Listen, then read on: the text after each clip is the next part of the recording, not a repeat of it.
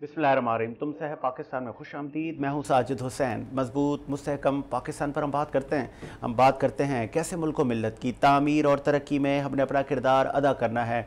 मौजूदा वफाकी हुकूमत IMF से वो कहते हैं ना कि अभी 1 अरब डॉलर की तो हमें वो कहते हैं ना कि डिलीवर हो रहे हैं पैसे, लेकिन दोस्त ममालिक ने ऐसे हालात में हमारी मदद की है, चाहे वो सऊदीया हो, चाहे UAE हो, चाहे चीन हो। तो अब ये चेमागोई है कि डॉलर भी अब बैक होगा, पाकिस्तान के मौशी हालात बेहतर होंगे।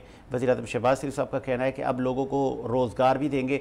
लेकिन अब ये ऐसे टाइम पे ये सब बेहतरी का अमल हुआ है जब आईनी वक्त बहुत कम रह गया है। आज जब आप हमें देख रहे हैं लाइव पूरी दुनिया में, तो आज 12 जुलाई है, तो 12 अगस्त को ये आईनी मुद्दा पूरा हो रहा है और 12 अगस्त तक ये असम्बलियाँ मुमकिन है तहलील हो जाएँ, जो कि हुकूमती रवैयों से लग भी रहा है। तो आप क्या देंगे इस 1 महीने में? आप ठीक है तमाम चीज़ें लेकर तो आ गए, लेकिन क्या आपके जाते जाते या निगरां हुकूमत के पास तो वो इख्तियारात नहीं होते, तो फिर ये कैसे आगे मामला चलेंगे? आप क्या नैरेटिव लेकर क्या चीज़ लेकर आवाम में जनरल इलेक्शन में उतरेंगे? आप तमाम PDM की जमातें, इसमें भी हम बात करेंगे। फिर हम बात करेंगे नैब कवानीन पर। नैब कवानीन सबसे पहले आते ही इस हुकूमत ने वो जो नैब के बड़े दांत थे वो तोड़ दिए और नरमी कर दी, तमाम चीज़ों को लो लेवल पे ले आए, ना होने के बराबर इख्तियारात हो गए थे। फिर से नैब कवानीन को मज़ीद स्ट्रॉन्ग किया जा रहा है, मज़ीद उनमें सख्ती लाई जा रही है और यही अंदाज़े लगाए जा रहे हैं मुख्तलिफ़ मकातब फ़िक्र से कि ये चेयरमैन PTI के लिए घेरा तंग किया जा रहा है। वफाकी हुकूमत जाते जाते ताबूत में आखिरी कील ठोकेगी PTI के। तो देखेंगे, वो वक्त बताएगा क्या आगे PTI की सियासत चलेगी नहीं चलेगी, इस पर भी हम बात करेंगे।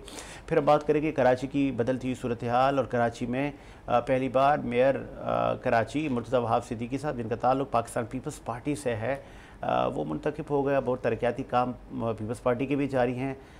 तो अब तो लेवलिंग प्लेइंग फील्ड है। अब क्या होगा? अब इन तमाम सूरत में बात करेंगे। आज हमारे साथ स्टूडियो में मौजूद हैं, आप सीनियर पार्लियामेंटेरियन हैं, आप फॉर्मर MNA भी हैं। इस वक्त आपका ताल्लुक़ पाकिस्तान पीपल्स पार्टी से है। आज हमारे स्टूडियो में मौजूद हैं, हम खुशामदीद कहेंगे जनाब अली राशिद साहब को। अली साहब खुशामदीद कहेंगे शो में।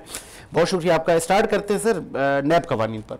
जब आप लोग आए थे, आपने आते ही कहा था कि ये 90 रोज़ का रिमांड, फिर विदाउट एनी एविडेंस नैब आता है, उठा के ले जाता है शक की बुनियाद पर, ये सारी चीज़ें हमने ख़त्म की हैं। पार्लियामेंट लोगों की रिस्पेक्ट होनी चाहिए, ये चीज़ें लेकर आप लोगों ने ख़त्म कर दी। अब फिर कानून में आप लोग अमेंडमेंट ले आए हैं ताकि चेयरमैन PTI का गला दबाया जा सके, ऐसा ही है? आउज़ुबिल्लाहि मिनश्शैतानिर्रजीम, बिस्मिल्लाहिर्रहमानिर्रहीम।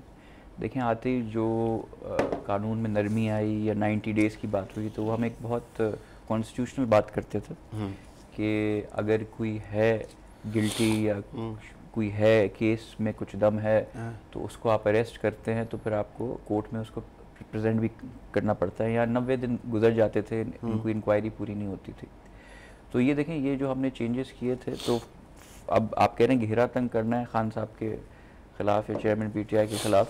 मैं तो ये कहूँगा कि जो नरमी आई उससे तो फ़ायदा हुआ। हाँ, शुरुआत में हुआ, बिल्कुल हुआ, इनको तो फ़ायदा हुआ। हाँ। जिस नैब पे, और आयरनी देखें कि खान साहब जो है कहते ही ये थे कि जो ये चेंज कर रहे हैं ये अपने आप को फ़ायदा नहीं, एंड में उसके बेनिफिशरी जो थे वो खान साहब खुद थे, इसलिए कि सब जो केसेस उनके थे 90 डेज़।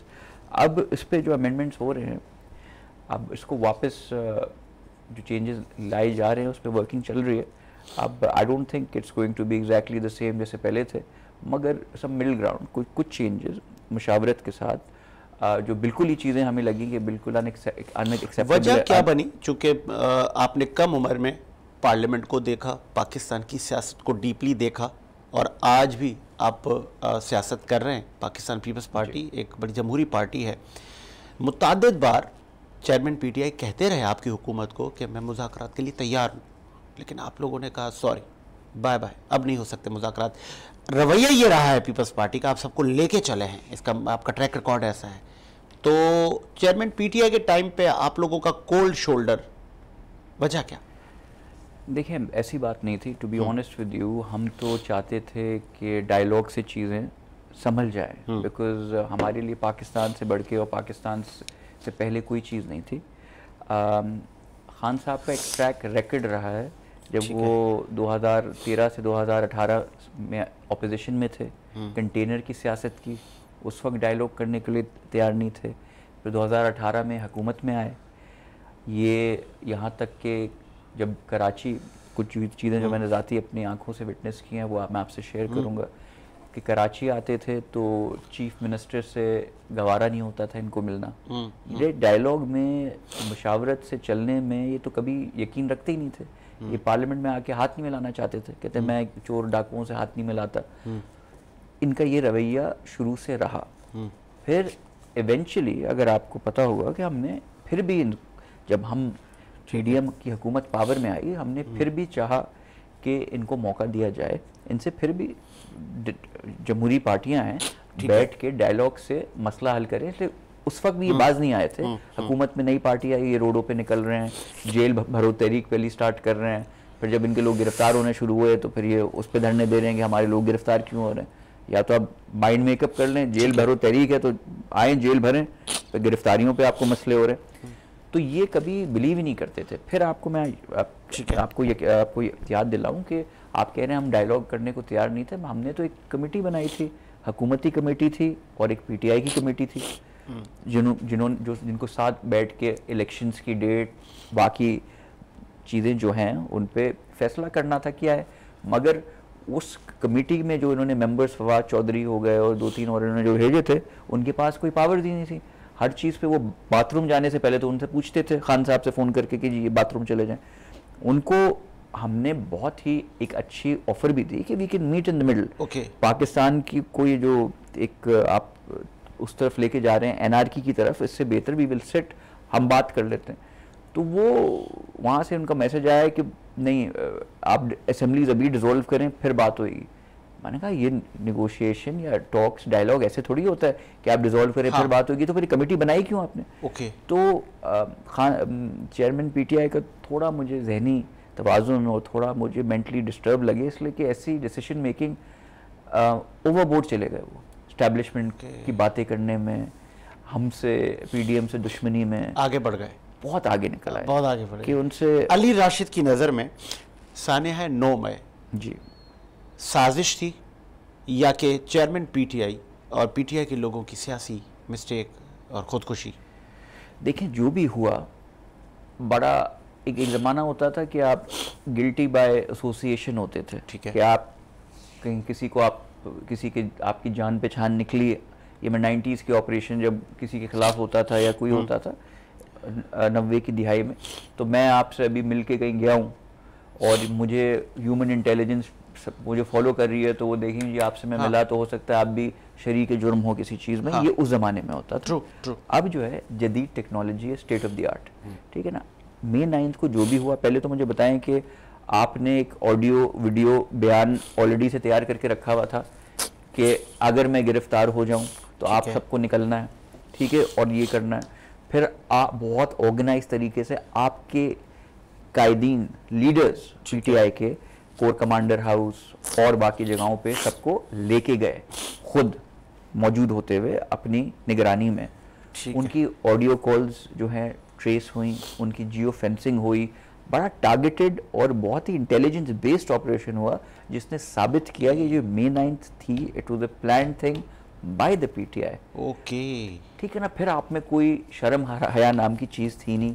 अगर आप जब जेल से निकले, आप इस चीज़ को ओन कर लेते, ठीक है, मेरे कारकुन इश्तियाल में आके या जज्बात में आके उन्होंने जी ये गलती कर दी, ठीक है ना, मैं इस पे शर्मिंदा हूँ या मैं माजरत करता हूँ। उल्टा आपने अपनी फौज को, अपनी एजेंसीज को आपने उल्टा उन पे इल्ज़ाम लगाया कि उन्होंने ये किया, उन्होंने ये कॉन्स्पिरेसी की, ये वो लोग इसमें शामिल थे। मजम्मत तो की थी ना खान साहब ने कि ये अच्छा नहीं हुआ। नहीं, मजम्मत बिल्कुल नहीं की थी। आप रिकॉर्ड अपना चेक करें। इन्होंने आते ही, ठीक है, ISI पे इल्ज़ाम लगाया, ओके, कि इन्होंने ये पूरा प्री प्लान, ये ऑर्केस्ट्रेट किया था। ये डिज़ाइन था, ये एजेंसीज थी, इन्होंने किया, ये मेरे लोग नहीं थे। फिर जब टारगेटेड एक एक बंदा उठा उनके फिर उनकी जब बयान आए, इंटरव्यू हुए, उनकी इन्वेस्टिगेशन हुई, सबने वीडियो बयान बना के बताया जी मैं यहाँ था। फिर वीडियो जो वीडियोस वो बना रहे थे बेशर्मी से लोग, जो सब चीज़ें कर रहे थे अपनी फ़ौज के ख़िलाफ़, अपने मुल्क के अपनी रियासती इदारों की, अफसोस, बहुत अफसोसनाक चीज़, एक अमल था। आगे बढ़ते, तहरीक इस्तेकाम वजूद में आई और बहुत सारे पीटीआई के अकाबरीन, बड़े नाम, फवाद चौधरी, फिरदौस आशिक अवान, वो वहाँ लैंड कर गए। अच्छा, सीज़न भी कुछ ऐसा है, इलेक्शन करीब है, तो उनको छोड़ देना चाहिए क्या? उनमें से बहुत सारे लोग इन्वॉल्व नहीं थे 9 मई में। देखिए उनमें से तो ना मिलनी चाहिए ना उनको। अगर आप किसी और पार्टी में मूव कर गए तो बस आप हाजी हो गए, अब आप गंगा नहाए। देखिए मेरी ज़ाती राय में तो ड्राई क्लीनिंग ठीक है नहीं होनी चाहिए, नहीं होनी चाहिए। और अगर मेरे हिसाब से उनमें से कोई ज़ाती तौर पे मुलव्वस था मे 9 के इवेंट में, तो उसके खिलाफ एक्शन होना चाहिए, एक्शन होना चाहिए, जाहिर सी बात है, बिल्कुल, nobody is above the law. अब एक बहस चल रही है, वजीर आजम कौन आ रहा है? सीएम साहब से भी सवाल हुआ, उन्होंने कहा बिलावल आ रहा है, लेकिन हमारे ज़राए बता रहे हैं, नून लीग कह रही है नहीं, साबिक वज़ीर आज़म नवाज शरीफ आ रहे हैं। देखिए आपके ज़राए बता रहे हैं कि नून लीग कह रही है, तो नून लीग क्यों कहेगी कि बिलावल साहब नहीं आ रहे? अब हम तो देखें, हमें जो लग रहा है, जो फिज़ा है, जो काम है, दुबई में एक बहुत बड़े सर पिंडाल सजा ना, वहाँ पे उसको चेयर कर रहे थे साबिक वज़ीर आज़म नवाज शरीफ साहब, तो वहाँ पे कुछ तो फैसले हुए होंगे अली साहब। देखिए मेरे हिसाब से ऐसा कोई फैसला नहीं हुआ कि कौन वज़ीर आज़म बनेगा। आई थिंक उसमें ये हुआ कि इलेक्शन में सब जाएंगे। ठीक है।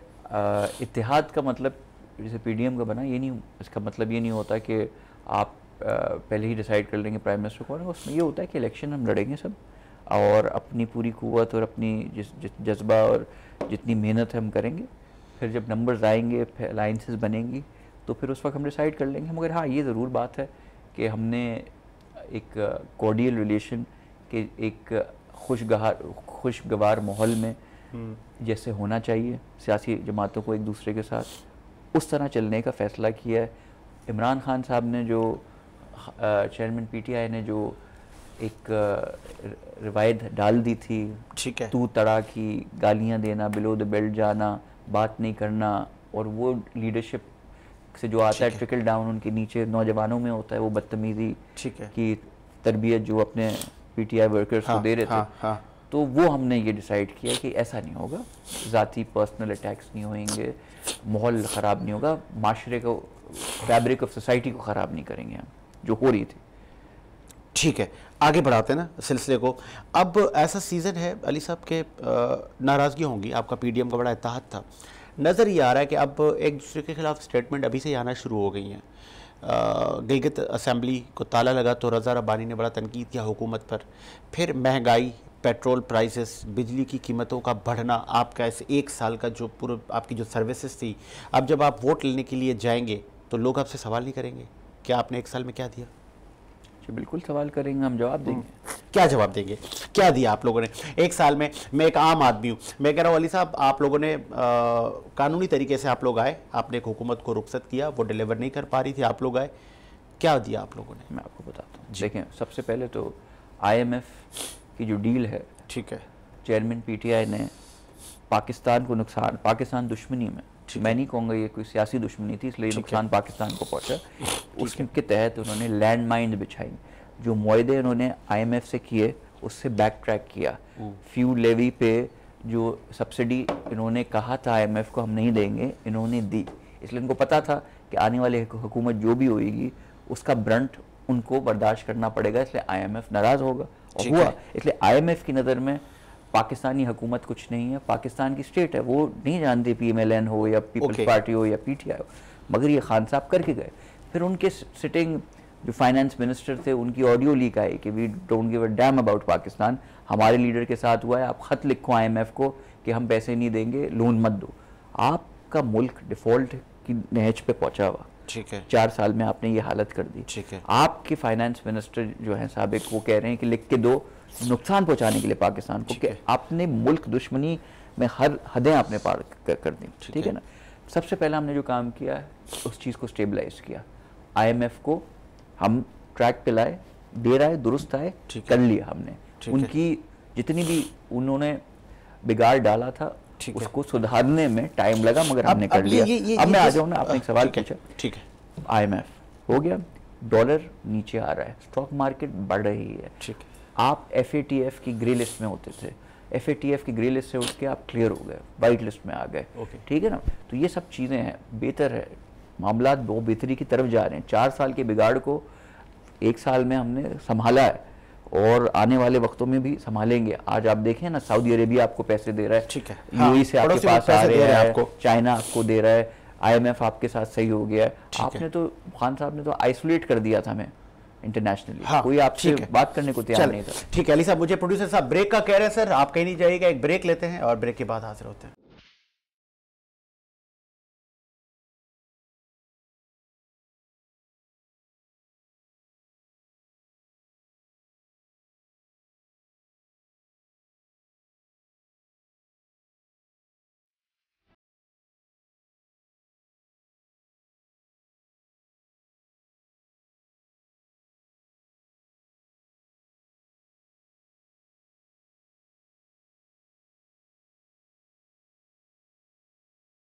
ब्रेक के बाद खुश आमदीद। हमारे साथ मौजूद हैं फॉर्मर MNA अली राशिद साहब। आपका ताल्लुक़ पाकिस्तान पीपल्स पार्टी से है।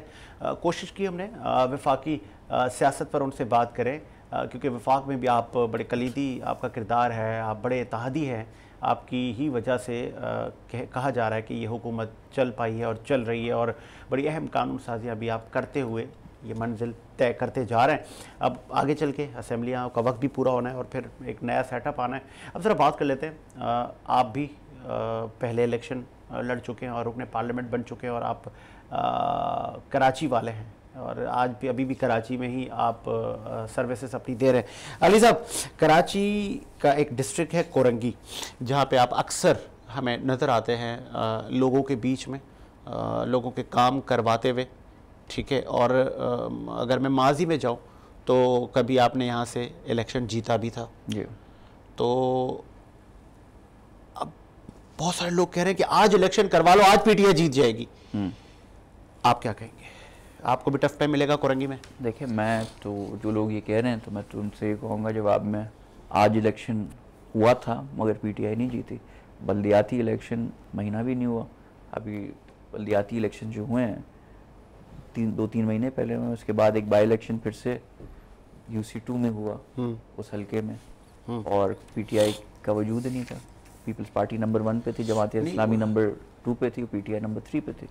तो जो लोग कह रहे हैं कि PTI जीत जाएगी, अभी इलेक्शन करा लें, तो मेरे ख्याल से उनकी गलत फहमी है। मुख्तलिफ सैंक्शन और 9 मई और दीगर चीज़ें फेस कर रही है PTI। अगर वो कहते हैं ना ये धुल जाते हैं और इनके मुज़ाकरात हो जाते हैं, मामला तय हो जाते हैं एस्टैब्लिशमेंट से, मैं आपको बताऊं, तो देखिए ये बल्दियाती जो इलेक्शन हुए, बल्दियाती जो इलेक्शन हुए उस वक्त तक ये मामलात बिगड़े नहीं थे PTI के। ठीक है ना। ये तो बाद में जब मेयर इलेक्ट करने का टाइम आया वो उस वक्त फ्रेश हुआ था, मगर जो बल्दियाती जो इलेक्शन हुए थे उसमें तो ठीक था, सब मामला ठीक थे। हाँ। सब अपने घरों पे थे, कोई प्रॉब्लम नहीं थी, खान साहब ने कोई ऐसे बयान नहीं दिए थे, एवरीथिंग वाज गुड, और वो सब चीज़ें चल रही थी। बल्दियाती इलेक्शन में अगर आप उठा के कोरंगी से देखें तो नंबर 1 पे पीपल्स पार्टी आई है, नंबर 2 पे जमात इस्लामी आई है, और फिर नंबर 3 पे PTI आई। तो मैं देखें जो लोग इसकी कंपैरिजन करते हैं 2018 के इलेक्शन से, तो मैं कहूँगा वो 4 सालों में बहुत चीज़ें बदली हैं, बहुत लोग यहाँ से उधर हुए हैं। पहली दफ़ा किसी पार्टी को लेवल प्लेइंग फील्ड भी मिली है। 2013 से 2018 में से मैं कोरंगी में MNA रह चुका हूँ। ठीक है, मैं जानता हूँ कि जब उस दौर की जो MKM होती थी तो एक खौफ की फिजा तारी होती थी, किसी का इलेक्शन ऑफिस नहीं खुल सकता, चिड़िया पर नहीं मार सकती है ना। एक दफ़ा इलेक्शन एक पॉलिटिकल पार्टी का ऑफिस खुला था तो उसको आग लगा दी गई थी, और फायर ब्रिगेड के अमले को हॉस्टेज ले लिया गया था कि जब तक ये जल के खाक नहीं हो जाए ऑफिस, एक मैसेज देने के लिए कि आप हमारे अलावा कोई ऑपरेट नहीं कर सकता। तो वो उस वक्त का माहौल था। तो कुछ प्रॉब्लम्स फेस करना पड़ी आपको? जी बिल्कुल करना, जब आप एक लेवल ये बता रहे हैं, एक लेवल ये था, और फिर वहाँ पर क्रेडिट जाता है हमारी अफवाज को, रेंजर्स को, हुकूमत को, जो उन्होंने जो ऐसे देखें हर पार्टी में कोई ना कोई होते हैं एलिमेंट्स ऐसे जो शेल्टर लेने आते हैं पार्टी में। तो वो जब क्लियर हुए, ये ऑपरेशन कराची का हुआ और चीज़ें थोड़ी बेहतरी की तरफ गई, तो हर पार्टी को एक लेवल प्लेइंग फील्ड मिली, ठीक है ना। आज जो है आप देखते हैं जमात इस्लामी भी अपनी कैंपेनिंग कर रही है, कैनवसिंग कर रही है, ऑफिस खोले हुए हैं, पीपल्स पार्टी ने भी खोले हुए हैं, MQM ने भी खोले हुए हैं, ठीक है ना, PTI ने भी खोले हुए हैं। हर पार्टी ऑन ग्राउंड आपको दिख रही है, पहला ऐसा होता नहीं था। कराची में कोई एक्टिविटी पॉलिटिकल पार्टी कर ही नहीं सकती थी MQM के अलावा। पहली दफ़ा ये आपको लेवल प्लेइंग फील्ड मिली है जहाँ हर पार्टी उतरी है मैदान में। तो कोरंगी की आपने बात की, तो मैं कहूँगा शुरुआत करें 2 साल पहले से। पहले हुई कंटोनमेंट के इलेक्शन जहाँ से पीपल्स पार्टी ने क्लीन स्वीप किया, ठीक है। कोरंगी में पहली दफ़ा मेजॉरिटी सीट्स पीपल्स पार्टी को मिली, ठीक है। और पूरे कराची शहर में भी अगर आप वोट वाइज गिने तो सबसे ज़्यादा वोट कंटोनमेंट के इलेक्शन में पीपल्स पार्टी को पड़े। फिर आप आ जाएं बल्दियाती इलेक्शन में। बल्दियात में आपने देखा mayor Karachi single largest party जो बनी थी वो पीपल्स पार्टी थी। अगर अली राशिद साहब जनरल इलेक्शन में कोरंगी से मुंतखब हो जाते हैं तो कोरंगी के लिए, अपने हलके के लिए आपने क्या प्लान किया है, क्या सोचा है, क्या मेगा प्रोजेक्ट आप देंगे या देने के लिए आप तगोदो कर रहे हैं कि यार अगर यहाँ की आवाम मुझ पर ट्रस्ट करती है और मुझे मैंडेट देती तो मैं इसको क्या मिसाली हल्का कैसे बनाऊंगा? देखिए मैं तो मुंतखब होने का इंतज़ार कर ही नहीं रहा। अच्छा। मैंने तो काम अभी से शुरू कर दिया है। लोगों के पानी के मसले हैं, लोगों का कचरा उठ रहा है, पानी आ रहा है, बसें चल रही हैं, खवातीन की अलग बसें हैं, और राब्ते ऑफिस हमने खोले हुए हैं। इंतज़ामिया को हम कोऑर्डिनेशन में हैं कि जहाँ जिसको जो है, हम हैं हुकूमती पार्टी, हम पे डबल एक रिस्पॉन्सिबिलिटी आती है। लोग कहते हैं आप पावर में, मैं कहता हूँ it's not power, it's responsibility. ये पावर नहीं, जिम्मेदारी है, और इस जिम्मेदारी को हमारे कंधे पे हमें पूरा करना है। अगर हम हुकूमत में हैं तो लोगों के काम आने हैं, लोगों के। और जो आप एक ट्रैक रिकॉर्ड देख रहे हैं, ये कोरंगी में लोग जो हमें ज्वाइन डेली बेसिस पे आप देखते होंगे, शमूलियतें हो रही हैं, हर बरादरी से लोग आ रहे हैं, हर पार्टी से लोग आ रहे हैं। आपके तो अभी जो PTI के MP MNA वो आने को तैयार हैं, उनको हम ले नहीं रहे हैं। जी बिल्कुल, मैं आपके चैनल के तवज्जो से लाइव ही बोल रहा हूँ। अच्छा। वो आने को तैयार हैं, उनको हम ले नहीं रहे हैं। तो ये सब चीज़ें एक फ़िज़ा चली हुई है, मगर जो ये सब चीज़ें ये ओवरनाइट नहीं हुई, मेहनत की, लोगों के दरमियान रहे, लोगों के मसले हल किए, छोटे छोटे विक्ट्रीज हुई, छोटे बेबी स्टेप्स लिए, कंटोनमेंट इलेक्शन जीते, फिर उसके बाद बल्दियात के इलेक्शन जीते, अब इंशाल्लाह जनरल इलेक्शन भी जीते। इस वक्त कोरंगी, और यहाँ ये भी कह दूँ कि हिस्ट्री में पहली दफ़ा चेयरमैन कोरंगी टाउन पीपल्स पार्टी का आया। आप सोच सकते थे कभी? ठीक है, 3 साल पहले, 4 साल पहले कोई सोच नहीं सकता। ठीक है, अभी ये आपने कहा बेबी स्टेप हम लोगों ने लिए। अमीर जमात कराची हाफिज़ नईम साहब, आपने देखा होगा कि आप और दोनों की तरफ से बड़ी स्टेटमेंट्स चली एक दूसरे पे, कहा कि आप वही नादरा से जाके मेयर लगवा लें, आप नहीं बन सकते। उन्होंने कहा कि आप लोगों ने हाथ किया है, आप लोगों ने करप्शन की है और धांधली की है, लोगों को आपने खरीदा है, कुछ को आपने गिरफ्तार करवाया। तो कैसे?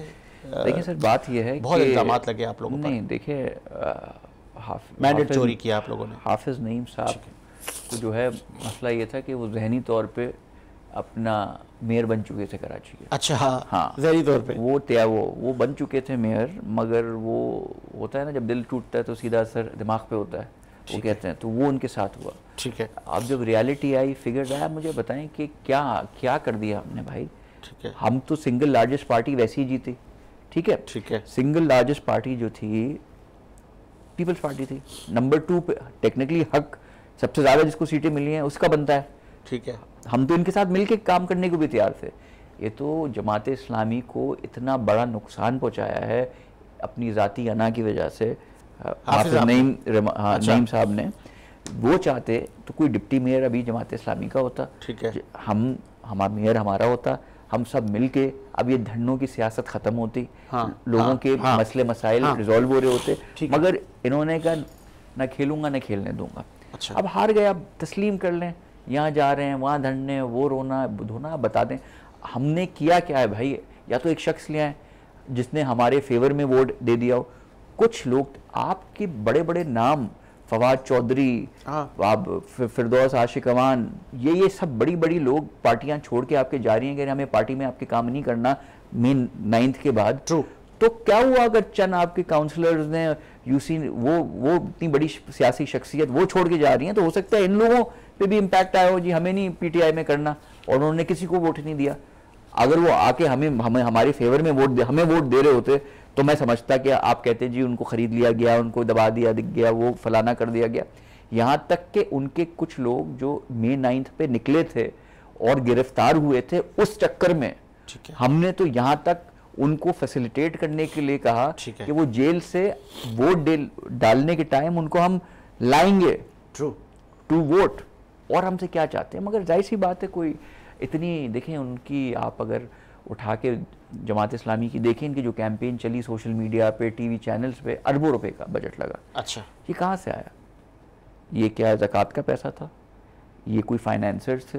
इनको अब उनको करने के लिए सेटिस्फाई कुछ ना अपना फेस सेविंग के लिए नईम रहमान साहब कुछ तो कहेंगे। जनरल इलेक्शन में आपको कौन टफ टाइम दे सकता है? एमक्यूएम पाकिस्तान, पीटीआई, जमात इस्लामी या टीएलपी? देखें मेरे हिसाब से ओवरऑल तो देखें, क्योंकि आपने कहा अभी सब हम लोग हैं। देखिए बिल्कुल, देखिए मैं किसी पार्टी को यहाँ नीचा नहीं दिखाने की कोशिश करूँगा, मेहनत सब कर रहे हैं। टफ टाइम में मेरे ख्याल से हर पार्टी एक दूसरे को देगी। ठीक है। और मगर ये मैं आपको बता दूं, हमारी तैयारी, हमारी ऑर्गेनाइजेशन और हमारी जो राब्ता मुहिम है आवाम के साथ, ऐसी आप किसी से गली चलते बच्चे से भी पूछ लेना, जितनी एक्टिव पीपल्स पार्टी कराची शहर और सड़कों पे और रोडों पे कारकुनों के साथ और मसले मसाइल हल करने में हुई भी है, वो आपको कोई और दूसरी पार्टी दिखाई नहीं दे रही है। एक लास्ट सवाल है मेरे, एक सवाल में दो सवाल है। एक तो बड़ा अहम सवाल है, अक्सर इन हालात में सूबा सूबा भी चल जाता है ना, कि जनूबी पंजाब सूबा, कराची सूबा, तो फिर जी हज़ारा सूबा। अब फिर एक बहस चल रही है मुख्तलिफ़ मकामात पर, मुख्तलिफ़ जगहों पर, मुख्तलिफ़ निजी चैनल्स पर, कॉन्फ्रेंस जमातों में, कि जी कराची सूबा। ठीक है, एक तो इसका मुझे जवाब दे कि ये फिर बहस वहाँ से आई, चेयरमैन, डिप्टी चेयरमैन सेनेट से ये सिलसिला चलता आया और आवाम तक पहुँच गया। आप तो ये नफ़रत की सियासत को तो आप लोग ख़त्म करने की बात करते हैं, इसका जवाब दिएगा कैटेगोरिकली। दूसरा ये, क्या ये दुरुस्त है, एक मासूमाना सवाल है, कि अली राशिद साहब के जो पार्टी के अंदर मरासिम हैं वो बहुत अच्छे हैं, वो बहुत मजबूत हैं, इसलिए अली राशिद साहब बड़े पुरुमीद होते हैं कि मैं आसानी से जीत जाऊंगा? अच्छा, पहले सवाल से आपको शुरू करते हैं। देखिए बिल्कुल नफरत की सियासत नहीं होनी चाहिए। सूबे की बात जब अपने वेस्टेड इंटरेस्ट पे आता है या कोई उनको काम होता है, जब ही क्यों आती है। और मेरे हिसाब से अब इतनी दफ़ा ये बात हो चुकी है कि जो आवाम भी है ना, समझ गए। हाँ समझ गए, वोटर्स जो हैं और जो कौम हैं, जो ये कराची वाले हैं, ये समझ चुके हैं कि ये सिर्फ लॉलीपॉप है, ये सिर्फ बात इसलिए करते हैं कि सेंटिमेंट्स हमारे उजागर कर सकें। हाँ। और हमें फिर ये हमारे अपने फोल्ड पे जो अपनों का वोट अपनों को, हाँ अपनों का वोट दिया जाए, जलाए रखना है, पूरे शहर को जला दिया आपने, दिया जलाए रखना है। बहरहाल तो ये मेरे ख्याल से मुनासिब नहीं है। लोगों को सियासत में जोड़ने की ज़रूरत है, मोहब्बतें बांटने की ज़रूरत है, फैलाने की ज़रूरत है। ये डिवाइड की सियासत बहुत हो चुकी और उससे मुल्क ने, शहर ने बहुत नुकसान झेला है। तो यहाँ मैं चाहूँगा कि हमने, जैसे पीपल्स पार्टी ने भी जो हम बने, जमात इस्लामी जहर उगल रही थी, मगर हम फिर भी उनको कह रहे थे कि देखें आप आएँ, बैठें टेबल पे, डिप्टी मेयर लें, मिल के काम करते हैं। और आज भी चीफ मिनिस्टर हाउस में, सीएम हाउस ने सारे नुमाइंदों को बुलाया, जमात इस्लामी भी थी, पीटीआई भी थी, बाकी लोग भी थे, कि अब आप कराची शहर के नुमाइंदे हैं और मैं सीएम सिंध हूँ, तो मैं आप, मेरे लिए सब बराबर हैं, और जो भी आपके मसले होंगे मैं ये नहीं देखूंगा कि किस पार्टी से हैं, मैं आपके हल करूंगा। ये बहुत पॉजिटिव नोटिस किया। दूसरी चीज़ आ जाए, आपने सवाल किया जी मेरे मरासम बिल्कुल अच्छे हैं और होने भी चाहिए, क्यों नहीं होंगे।